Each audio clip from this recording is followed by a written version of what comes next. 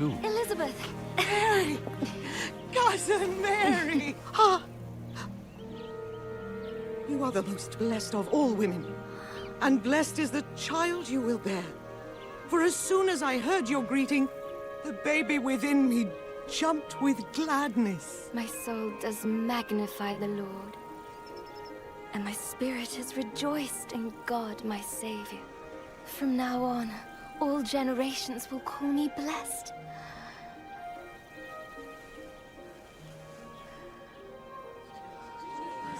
Attention, all men of Nazareth.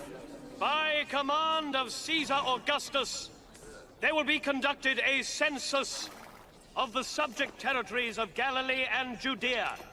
All men must register in the town or city where their ancestors were born.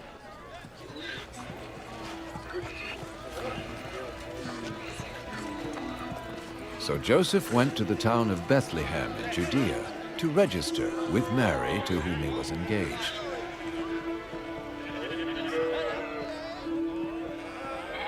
But there was no room for them in Bethlehem, and the only lodging they could find was a humble stable.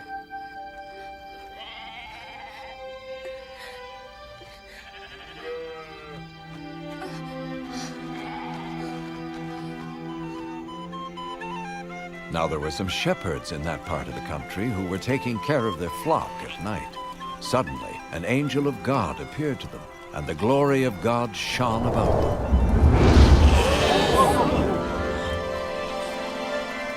This very day in David's town, your Savior was born. He is Christ, the Lord.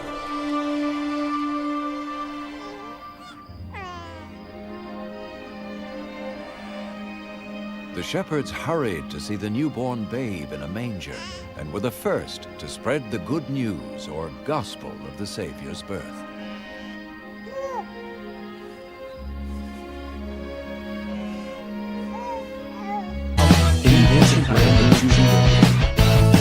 One day, Jehoshaphat knew God's message, "Do not be afraid."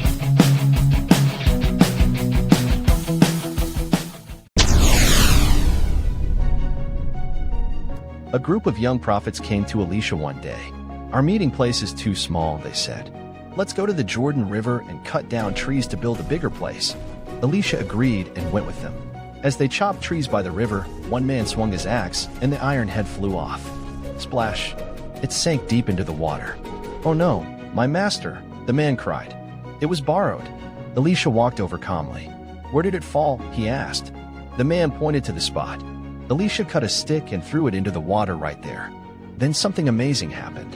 The iron axe head rose to the surface. It floated. "Pick it up," Elisha said. The man reached out and took it, wide-eyed with wonder.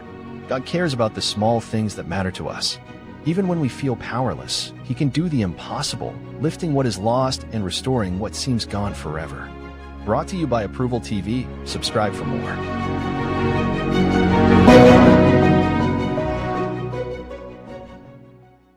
Long before the great nations of the world rose to power, there lived a man in the distant land of Ur of the Chaldeans, a land of idols, wealth, and endless noise.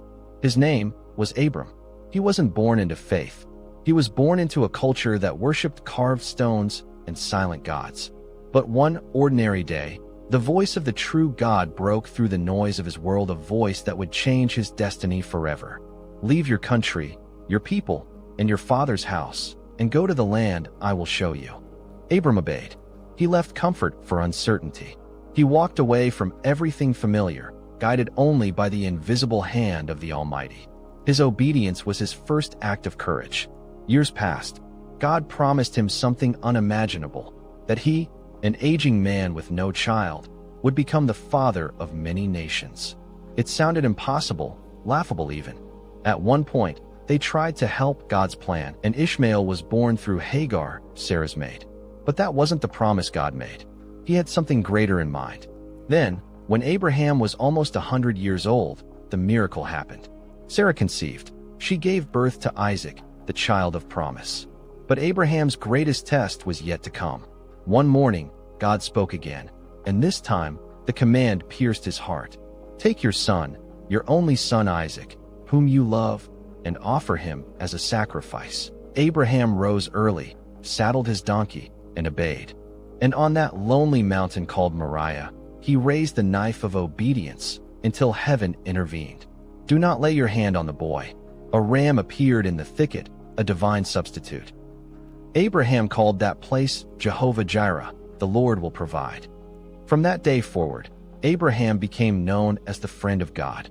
His faith was counted to him as righteousness. He lived many more years, saw his descendants multiply, and died in peace. An old man full of years and stories, his life a symbol of faith that refuses to quit.